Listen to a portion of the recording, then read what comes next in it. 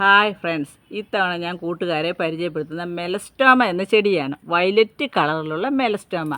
ചെറിയ ഇലകളും വലിയ പൂക്കളുമായി നിറയെ പൂത്ത് നിൽക്കുന്ന ഒരു മെലസ്റ്റോമയാണിത്. ഞാൻ ഈ നിൽക്കുന്നതിൻ്റെ എതിർവശത്താണ് പൂക്കൾ കൂടുതൽ. ഇവിടെ പൂക്കൾ കുറവാണ്, മൊട്ടുകളാകുന്നതേ ഉള്ളൂ, വിരിഞ്ഞു വരുന്നതേ ഉള്ളൂ. മൊട്ടുകൾ നിറയുണ്ട്, വിരിഞ്ഞു വരുന്നേ ഉള്ളൂ. അത് കാരണമാണ് ഇവിടെ അധികം പൂക്കൾ കാണാത്തത്. വലിയൊരു ചെടിയാണിത്, ഒരാളിനേക്കാളും വലിയ ഒരു ചെടിയാണ്. ഇതിൻ്റെ തൈ ആകുന്നതും അധികം മൂത്തു പോകാത്ത കമ്പുകൾ നട്ട് നമുക്കിതിൻ്റെ തൈകൾ ഉണ്ടാക്കിയെടുക്കാം. അധികം കെയറിങ് ആവശ്യമില്ല. നമുക്ക് സാധാരണ മറ്റ് ചെടികൾക്ക് കൊടുക്കുന്ന വളം മാത്രം മതിയാവും. ഇതിന് പൂക്കാനായിട്ട് പ്രത്യേകിച്ച് വളമൊന്നും ഇട്ട് കൊടുത്തില്ലെങ്കിലും നിറയെ പൂത്ത് വരുന്ന ഒരു ചെടിയാണ്. ചെടി കുഞ്ഞ് ഇലകളായിട്ട് ചെടി നിൽക്കുന്നത് തന്നെ വളരെ മനോഹരമാണ്. മൊട്ടുകളാണെങ്കിലും കൊല കുത്തി ഇതിൽ പൂക്കളുണ്ടാകുന്നത്. ഒരു ചെറിയ കൊല കുത്തിയാണ് ഇതിൽ പൂക്കളുണ്ടാകുന്നത്. അടുത്ത കൊലയും ആ വലിയ മെലസ്റ്റോമയിൽ നിന്ന് ചെറിയ 2 കമ്പുകൾ കഴിഞ്ഞ മഴക്കാലത്ത് ഞാൻ കവറിനകത്ത് നട്ടുവെച്ചു.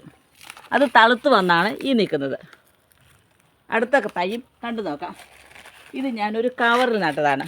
തളുത്ത് വന്ന് വേര് താഴോട്ട് ഇറങ്ങി തുടങ്ങിയിരിക്കുന്നു.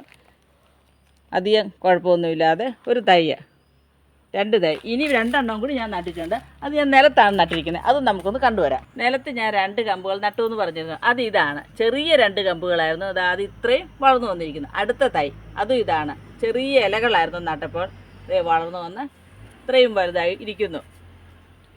ചുറ്റും നിൽക്കുന്ന കലാഞ്ചി എന്ന ചെടിയാണ്. ഇത് കലാഞ്ചിയ, അടുത്ത ഹൈഡ്രാഞ്ചി, അങ്ങനെ പല കളറിലുള്ള ചെടി, പല സ്ഥലത്തിലുള്ള ചെടികൾ ഇതിന് ചുറ്റും നിൽപ്പുണ്ട്.